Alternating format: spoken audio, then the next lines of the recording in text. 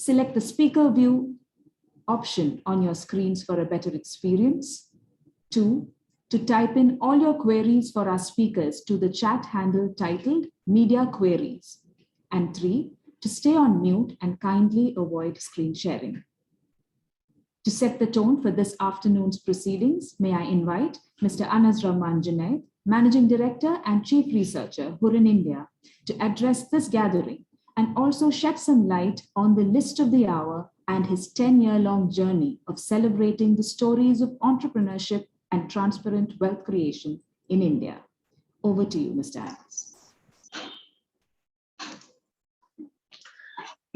Thank you, Shobhita. Very good afternoon, everyone. Thanks for joining us today. I am very excited about launching the 10th edition of IIFL Wealth Hurun India Rich List. When we started the Rich List in 2012, the whole objective was to understand the story of modern India, the growth story of modern India through the eyes of entrepreneur. And in fact, now that we are entering the 10th anniversary, we have some interesting trends that I would like to share with you, and also some bit of prediction based on what has happened earlier and what could be in the next, or what could happen in the next few years. So how do I term the last 10 years been? For me, the India, what I've seen is energy in India. Indian entrepreneurs have witnessed many crises, whether it the global financial crisis or to an extent the demonetization or now the latest COVID and so on. And one of the things that kept the Indian economy growing over the last few years has been the energy of the entrepreneurs. And I really attribute most part of the success of India growth stories to this amazing entrepreneurship story that India has brought out over the last few years. And I'm very proud we're very proud to partner with IIFL Wealth again this year to come out of the list like this. Because speaking about the richest Indians or the transparent wealth creation is too much of a task, looking at understanding the pockets of wealth creation, the spread of the cities and so on. And sometimes it's always good to get a perspective from a partner like IIFL Wealth in terms of a macro understanding of how these entrepreneurs are thinking and so on. So once again, it's great to partner with IIFL Wealth in putting out this edition of the list. Next few slides, I'm just going to show a very simple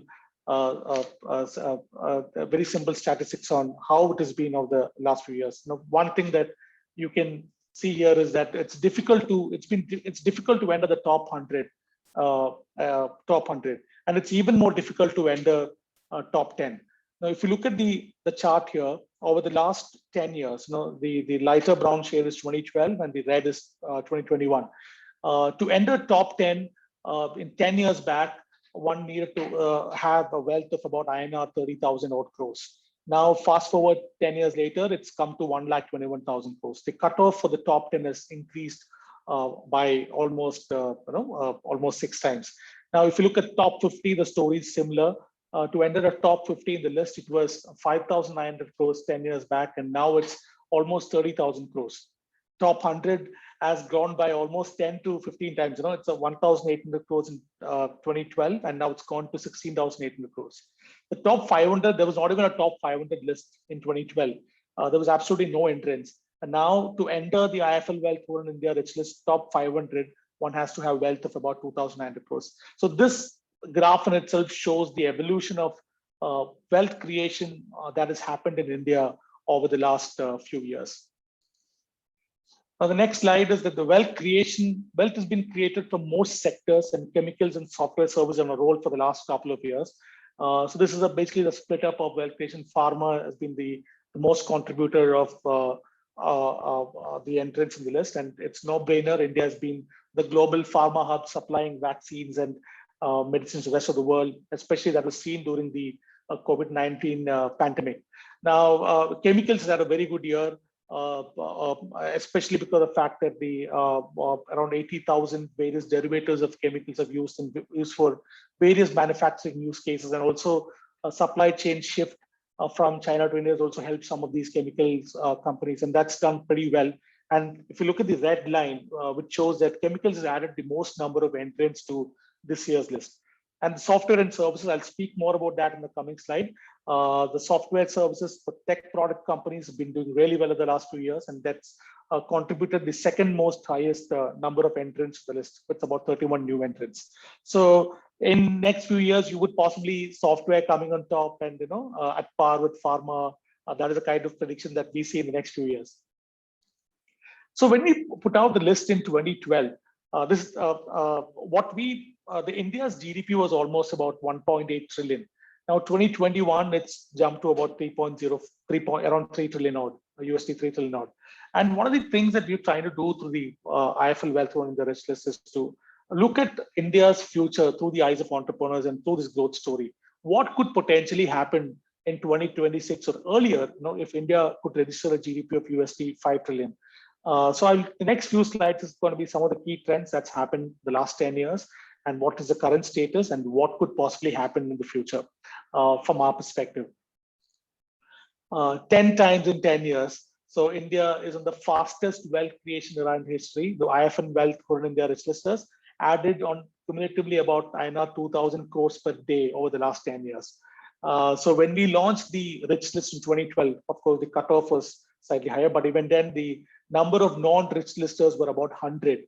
Now it's gone to about 1,007. So this is for the first time that we have a list which have more than 1,000 individuals, known individuals in the list. And if I add the number of unknown people, what I always say is for every one known person, I possibly miss two. So it should be 3,000 people in the list, but then 1,007 names that we know of in the 10th anniversary edition of the list. And if India could manage to hit a GDP of 5 trillion, and it should be the other way around. For India, it should have potentially about 3,000 known India rich listers to be featuring in the IIFL Wealth Hurun India Rich List for India to hit a GDP of 5 trillion. So that is the kind of number. And that is again the known rich listers. And if I add the unknown set of rich listers in possibly 5 years' time, you could expect possibly 10,000 individuals with potentially INR 1,000 crores and above. Then in terms of number of billionaires, the story has been an upward trajectory. India is a number 3 country in terms of minting most number of billionaires. Over the last 1 year, India, driven by the pent-up demand and government policy and so on, a lot more companies, so interest for Indian companies in both private and public markets have increased, and thereby resulting in a boost up in the valuation multiples. So there was about 5 new billionaires minted in India every month over the last years.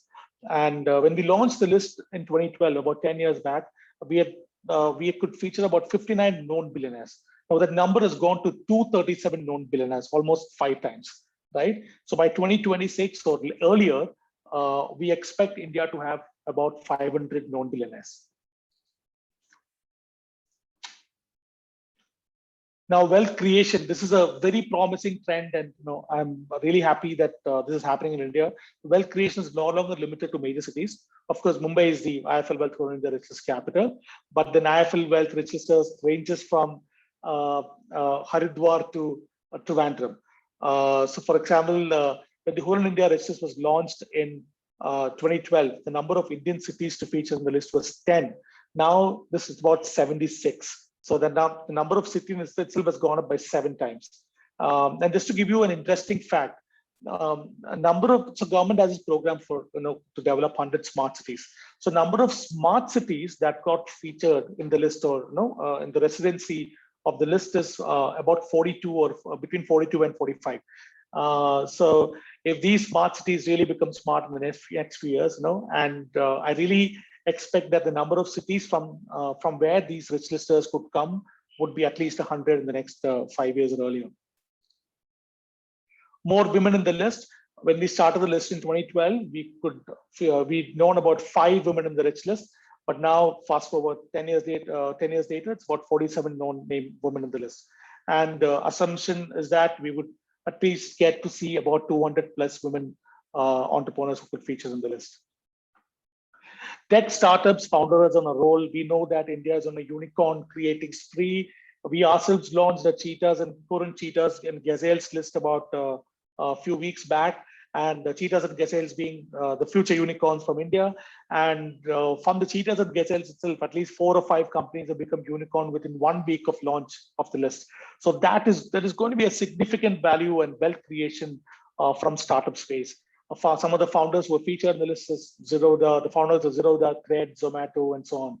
When we launched the list in 2012, there was absolutely zero founders from the startup space. Now, 10 years later, there are 73 known rich listers who are either founders or co-founders from of these various startups. And mind you, these 73 names does not include the professionals, the CEOs and CXOs of some of these companies who are also creating significant wealth. And we assume that India's wealth creation in the next decade is going to be driven by the startup ecosystem. And we would expect at least a 500 plus entrants from the tech and startup base in the IIFL Wealth Hurun India Rich List if you were to launch something in the next few years. Youngness in the list has become younger. That is interesting. When we launched the list in 2012, the youngest in the list was Shivendra Mohan Singh of Fortis, was age 37. 10 years later, the youngest in the list is Shashwat Nakrani, 23 of Bharat Pay. So we expect, so there are about 13 Gen Z entrepreneurs who made it to the IIFL Wealth Hurun India Rich List. And so Gen Z, just to avoid confusion, our definition is anybody with born after the year 1990. So we expect 100 plus Gen Z entrepreneurs or individuals to enter the rich list in the next 5 years or earlier.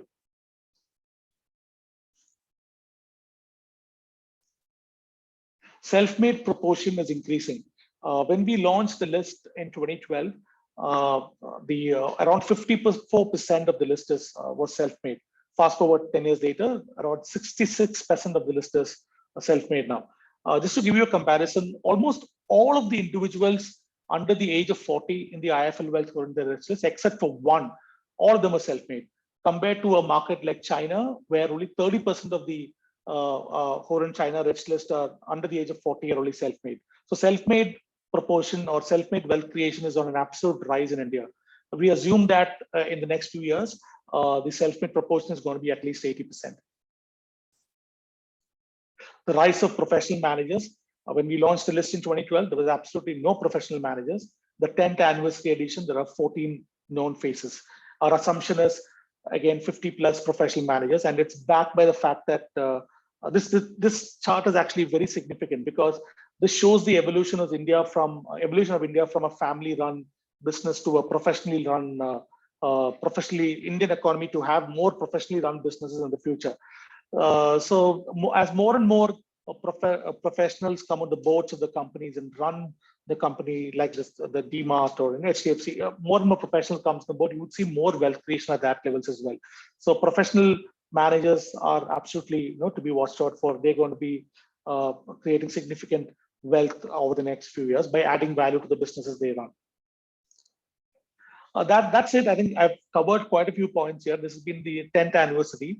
I would like to thank you all from the bottom of my heart for spreading the message that we're trying to convey here. We quite often get messages from entrepreneurs or future entrepreneurs saying, we are inspired by the list and we want to be entrepreneurs and so on. So this is exactly the kind of thing that we want to do. And sitting here, I would like to thank everyone here and thank you, IIFL Wealth. I look forward to taking your questions and interacting with you over the next few hours. Thank you. Cheers.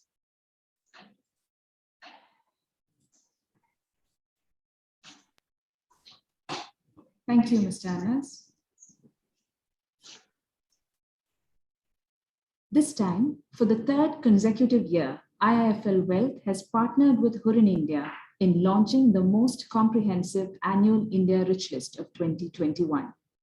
With over 20 years of experience, Mr. Aniruddha Taparia is responsible for the wealth practice across business verticals and geographies at IIFL Wealth and Asset Management. May I now invite Mr. Aniruddha Taparia, Joint CEO of IIFL Wealth, India's leading wealth manager, to kindly address the gathering. Over to you, Mr. Aniruddha.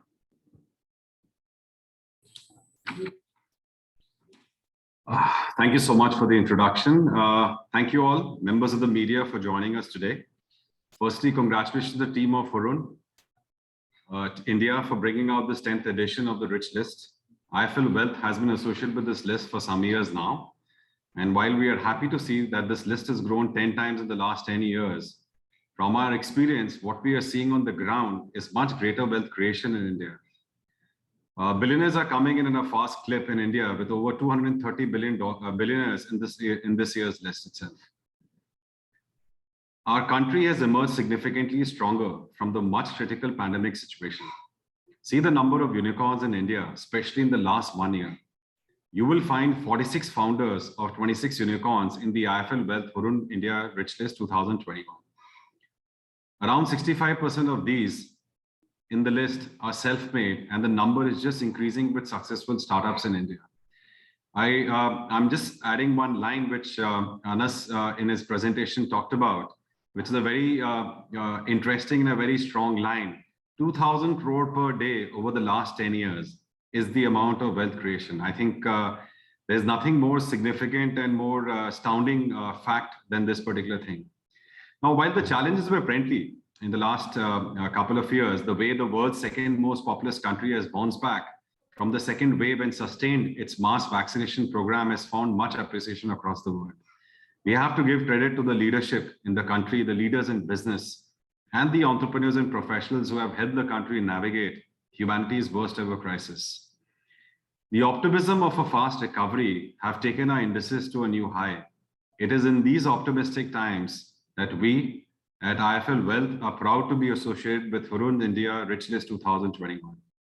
Being a wealth manager of choice, this report is not merely a compendium of wealth business owners and professionals, but a reflection of how and where wealth creators are expanding their wealth. I'll be delighted to take any questions and would love to interact with you if there's any questions or any interactions required from my side. Thank you so much. Thank you, Mr. Aniruddha. The moment we are all here to witness is now. Join us in unveiling the 10th edition, the IIFL Wealth Hurun India Richest 2021.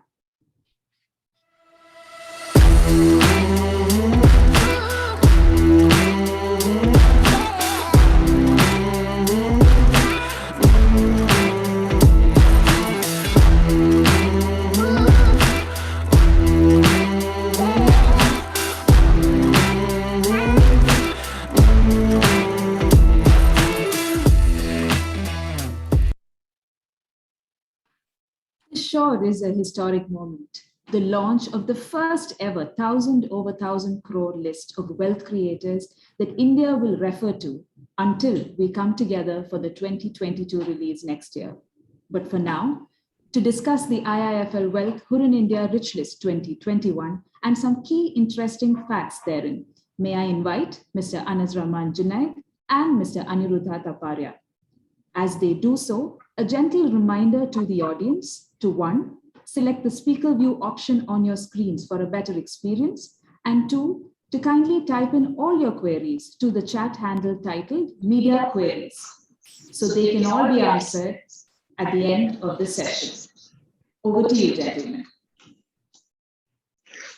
Thank you, Shobhita.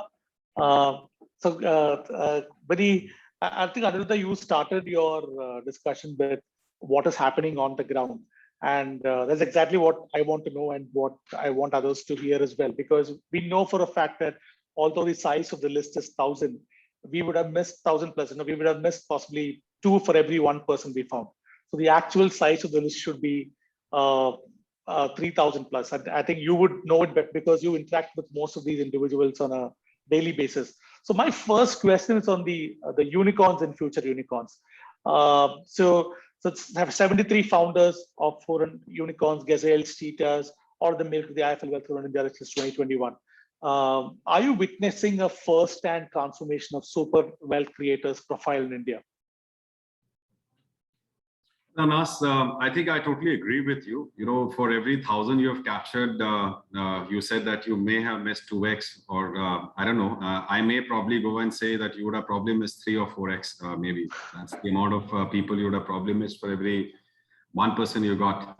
I think clearly there's a trend that has been making and is a culmination of several factors, including supportive regulations. You look at the regulations now, extremely supportive, increasing innovation, strong capacity and capability building, and an unprecedented access to funding. Liquidity has been unprecedented at high times, and there has been a access of funding has also gone extremely high. And, Indians are, very entrepreneurial at heart. And if there is easy access to funding, and these are sharp people, naturally what comes out is a super business. So I think today, if you look at entrepreneurs, today have immense opportunity to create value. And with so many opportunities, it is actually inevitable that we will not continue to see an increasing number of people join the ranks of super wealth creators. And I still think the list should be at least 4 or 5 times bigger already in India. And we hope that we are able to capture this list and the success stories in coming ahead. Yep. Great. Thanks, Anuruddha. And I have one question, since you spoke about supportive regulations and everything. I can't agree more. Some of these schemes, such as PLI and PLI schemes, etc., creating super valuable companies and supporting these companies.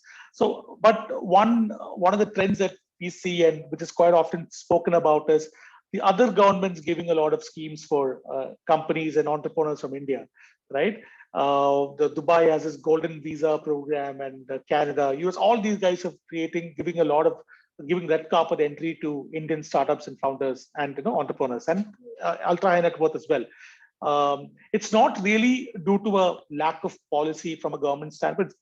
It's a way of attracting by doling out incentives. So now my question to you is, what is the trend that you see in the migration of wealth from India, based on your experience, and how do you see the future is going to evolve? I think, Anas, you're right. There are a lot of programs. Of course, EB5 is there. There is a crazy amount of European immigration at some cost, and you have this Dubai golden visa, etc. opportunities. But what Indian entrepreneurs are not myopic. They always look at opportunities wherever they can, right? But the opportunities are not to be confused with basically in terms of immigration. I think most of the entrepreneurs today, as a well-diversified rule of investments, they're looking at diversification of investment opportunity. It's an investment, but most of them are basically invested heavily into India. In fact, there is a large amount of brain drain also, which we have seen over the last 8 to 9 years, which have actually come in from overseas into India.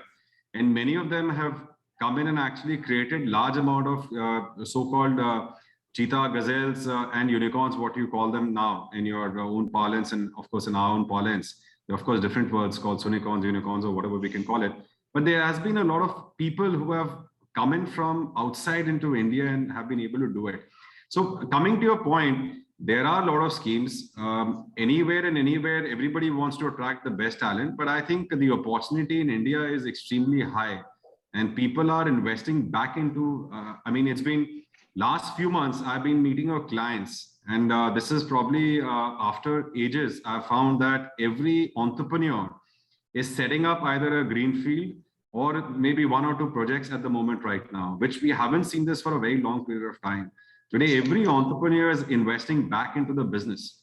So yeah, they may have assets or they may have investments overseas as a diversification of the portfolio, which is probably advisable also, but their main bucks or the business still continues to be the heart in India, because the opportunities out here are immense. Okay. I hope I've been able to answer that. Yes. So what I'm trying to say, okay, you're saying the opportunity is very much in India. So this migration is not sustainable because a lot of opportunities still in India. I think, Anas, the migration is largely on wealth, not on business, really. Got it. Let's say you have $100 in India. You are basically, let's say, sending 10 rupees overseas to invest in other opportunities overseas. But that 100 rupees you're earning from in India, and you're actually trying to create more business in India to earn maybe 200 or $500. That's what is the real thing, what we are seeing currently in India.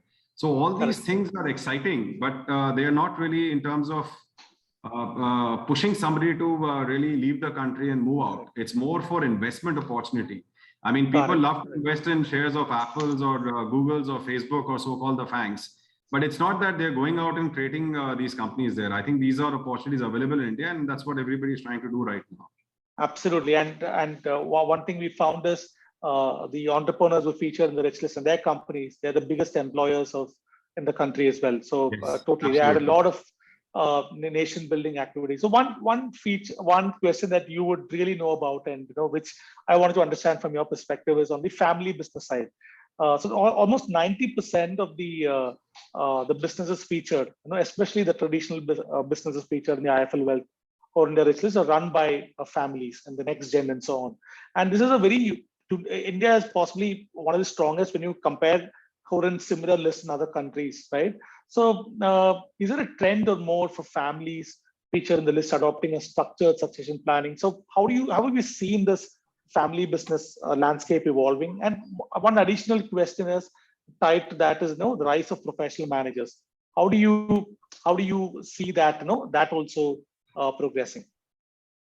No, I think I'll take both the questions. One is about, of course, you're talking about the family businesses and how second and third gen are really coming in right now. And second is, of course, the rise of professional entrepreneurs, as we really call it, largely through ESOP funding and various other programs which are really working out and shaping the entire ecosystem in India.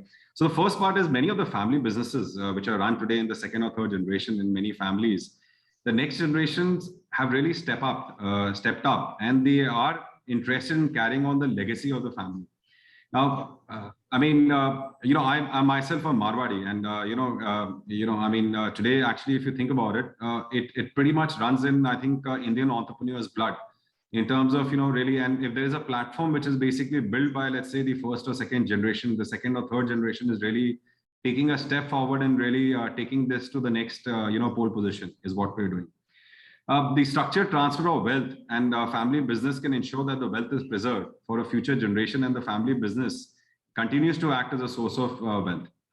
There's a proper planning, transformation. There is a proper succession planning of on the assets which happen in a more tax efficient manner. And I think there are most of the families. There is an example, and one we can clearly see whenever people have not planned for these tax efficient or the right succession planning, we all know what happens to family. So I think more and more families have become, over a period of time, I would probably say with experience, with more exposure, they have become more open, and the talks of wills, for example, or proper succession planning is already in the place. Otherwise, we know of the enough stories where there are enough families which have been, publicly been really fighting it out in terms of the control, and of course the business goes loose. But today, what we are seeing is a change, and let's say the old man, for the better sake of word, I'm calling the scion or the main person who started the business, has few children, so he's able to divide in his living time now rather than waiting for anything happens to him. So I think there's a clear demarcation what we are seeing right now in the family-run businesses. I think what is more heartening is many of these second or third generation are employing a lot of professional people and giving them ESOP or stake in the firm. And that's what is really changing the landscape of India. Now, this was never happening. So, your list will become richer and richer. And I personally feel, Anas, that over the next 5 years, this list will actually zoom significantly, because today, let's look at, for example, you saw Freshworks. I mean, we all saw the headlines some days back. It got listed. And the amount of crorpatis it made in India. Now, similarly, for example, Zomato is listed and many are coming in for listing, and you look at the amount of crorpatis coming in. Now, this is earlier what used to happen is a company got listed, the promoters would get rich and not the, let's say, the next 20, 30, 50 or 100 people. Today, any company which is coming in for listing, it's making hundreds of people, wealthy. And I think it's a right in terms of incentive alignment, because it helps people stay in the firm for a long time and work along with the promoter. And while you create the wealth in the right fashion for the company, you are creating wealth for yourself also in the right alignment of interest in that particular fashion. So I think this is extremely important, and India has found that particular moment where promoters are willing to take out 2, 3, 5 or 10% of the equity, and are willing to give it to rewarding professionals to come in and really take the company to the next level. And that's the big probably change what we are seeing. And I think over the next decade, I would probably say you will see a huge amount of rich people coming in this list because of this particular reason, in our opinion. And I think your feedback is very valuable, because you would possibly be having these personal discussions with some of these entrepreneurs in the list, and you would know it from ground zero. I think That's interesting. I think we have a couple of media questions, and possibly we can get to that, and then I can ask the questions, some of my questions later. Sure. Shobhita, you want to ask? Sure. Our first set of questions are from Mayur Shetty from the Times of India. His two questions, one for each of you. I'll start with the one for Aniruddha. It reads, where do the rich listers deploy their wealth? Well, it's not a cookie cutter answer. I think every, let's say, a rich individual or a family have their a long-term, short-term, medium-term horizon. And depending on their risk appetite, they come up with an asset allocation model, which we advise to them, and then the money gets deployed. But if you're asking me in terms of where the money goes, pretty much it's largely predominantly in 2 or 3 asset classes. One is, of course, the equity. Now, equity can be either through a direct, it can be through a mutual fund, it can be through a PMS. These are various vehicles in which it's a deployment, but it's equity. And second is, of course, fixed income. So these are 2 predominant asset classes, which are pretty much forming a large space of Indian wealth management in terms of traditional way of investing. And then, of course, now over the last many years, the third asset class, which is alternates, which has come in, which can be in form of any alternates, which can be, let's say, coming into unlisted or private equity or late stage or pre-IPO companies coming into that particular fashion. So, and of course, then you have gold and various other bonds and various other asset classes, but each of them will differ from client to client in terms of what they pretty much is their risk profile, asset allocation, what is the investment horizon, etc. I hope I've been able to answer this. Thank you, Aniruddha. The second question from Mayur Shetty is for Mr. Anas. The question reads, which are the sectors that have been seeing wealth destruction? I think that's a good question. I think this has been a year when most of these sectors have done well. If I have to look at one particular sector that has not done particularly well this year is a jewelry sector. It moved out of top 10. It had 12 dropouts. So the jewelry sector as a whole did not do well this year from this year's Richest perspective. So that's the response. Thank you. Thank you, Mr. Anas.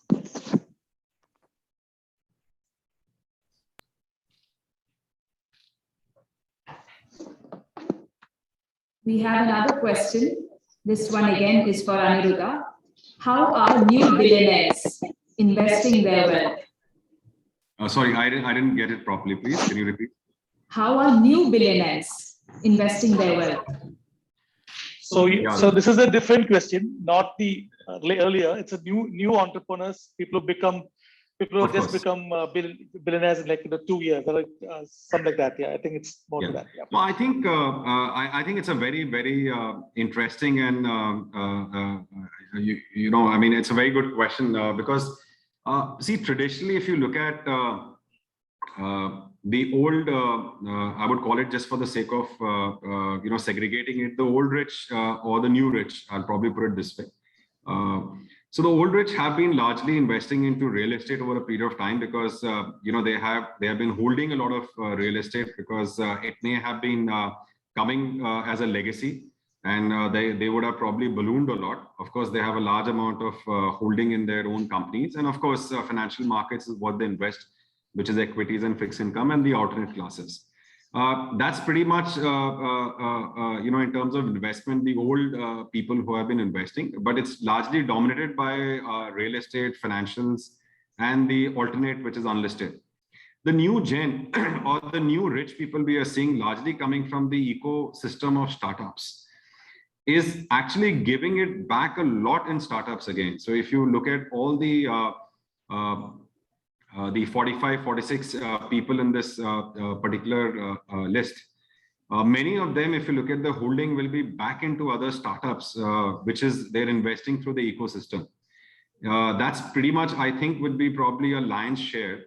And then, of course, they will have others in, let's say, in real estate, in financial, and in other asset classes. But they all understand the space very well. See, it's also about understanding. and their understanding of this ecosystem is far great, and they are more comfortable in taking this particular risk because there is a illiquidity risk in this particular ecosystem. So we have seen the new tech, especially let's say founders, especially part of this list, and even the ones who are so-called the cheetahs and gazelles coming up. They all love to invest back in their own ecosystem because their understanding of the space is slightly or much better than others. Yeah, and I want to add to that point. It's very true, and that is the only that is going to be a biggest catalyst in terms of new wealth being created from the startup ecosystem. Yeah. I mean, just to probably add, I think on an average, each one of them would be invested already in between 20 to 50 startups. That's my gut feel, maybe more. Each one of them will be between 20 and 50 startups, in my opinion. Okay. I think as we wait for more questions to come in, may I request the both of you to continue your fireside chat. Okay. I think I have one more question to ask you, Aniruddha. It's about the chemical sector. It happened last year also. It's happening again this year. It's become the sector that is contributing the most number of new entrants.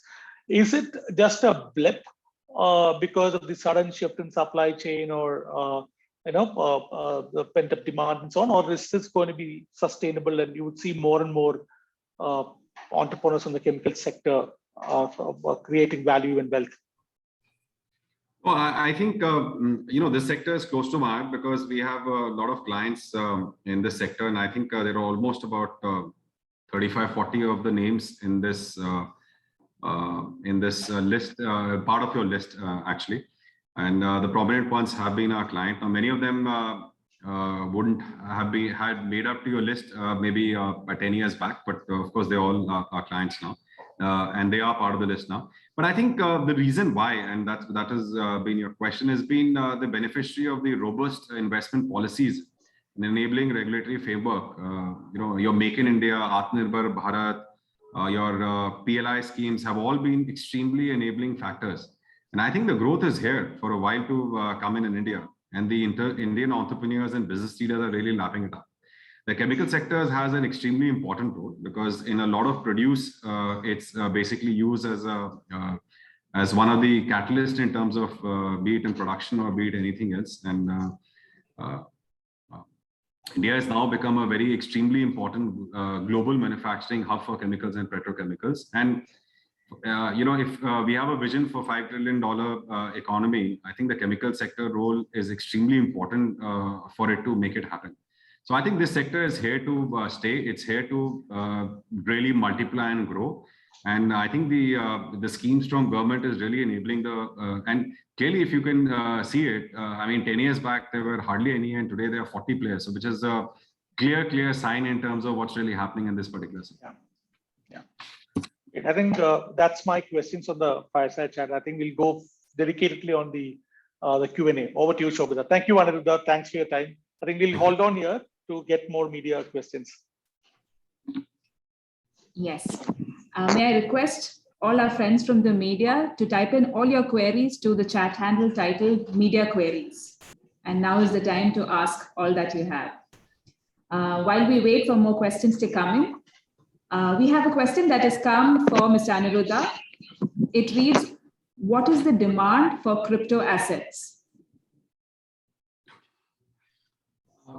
Honestly, not much. I'd probably just put it in a simple one-line answer. There are, of course, I would say a coffee table conversation rather than a serious conversation on crypto at the moment. Right? It's more of a coffee table conversation rather than a serious conversation at the moment. Right? All right. Thank you very much. The next question is for Mr. Anas. It reads, which are the sectors leading the wealth creation? I think I did cover that in my presentation. Pharma is a number one, but if you look at the top two entrants, top two sectors that has added most number of new entrants, one is chemicals, another one is software and services. So, like what Aniruddha said, I think these two sectors are going to be very crucial in terms of India achieving the next, 5 trillion GDP mark. So these two are the key sectors, and I also really think that there are quite a few, even if you speak about innovation, right? India has a lot of startups from internet-based commerce and so on. But then if you look at these innovative, super innovative startup, we haven't really seen a super valuable startup from a blockchain or an AI, or we haven't seen that yet in India. So I think that will be the next leg of the next 10 years, wherein you're going to see a lot more of these exciting startups, innovative startups solving Indian problems.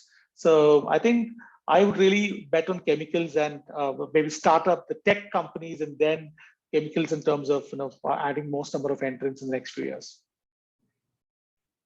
Thank you, Mr. Anas. We have another question for Mr. Anuruddha. It reads, what are the key trends in wealth management being indicated by this year's Rich List? Yeah, it echoed a little bit. I heard the first line, if you could probably Sure. The question reads, what are the key trends in wealth management being indicated by this year's Rich List? So I think I'd probably say in the last one and a half year, since we've been hit by a pandemic, and I think probably that may be right. So of course, there is an asset cycle in terms of investment, but typically, since you asked what is the recent trend, I think in the last one and a half year, a lot of money has been chasing a lot of companies, especially on the unlisted sectors. And one can really see many of these companies have become extremely large in terms of valuations.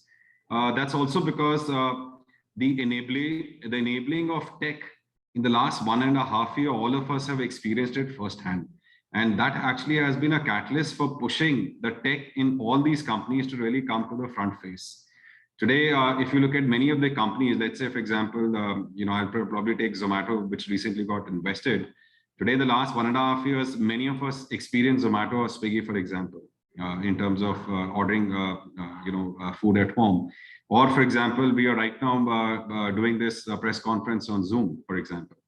So I think a lot of entrepreneurs have not shied away from putting a lot of money into unlisted, which is largely on, let's say, a private equity or mid-stage or pre-IPO investment. So I think pre-IPO has been somewhere where many of them have kind of settled, because the risk of companies going down really goes away, and the company is ready to list, so they're looking at a good upside from that particular investment. So I think over the last one and a half year, investment into tech pre-IPO has been one of the big favorites, I would probably say, from the entrepreneurs or from the investors. All right. Thank you so much, Mr. Anuruddha. Thank you, Mr. Anas. I think that's all the questions that we have for now. Thank you, friends from the media, for all the questions that you asked as well. Kindly be informed that our spokespersons will be available for media bites and interviews post this press meet as well. Thank you, gentlemen, for letting us lean in and glean into that insightful conversation. Once again, thanks to all of you for joining us this afternoon. We look forward to your covers on this decade-long story. Thank you and have a lovely evening. Thank you. Thank you. Thanks, Anuruddha. Thanks, Shobhana.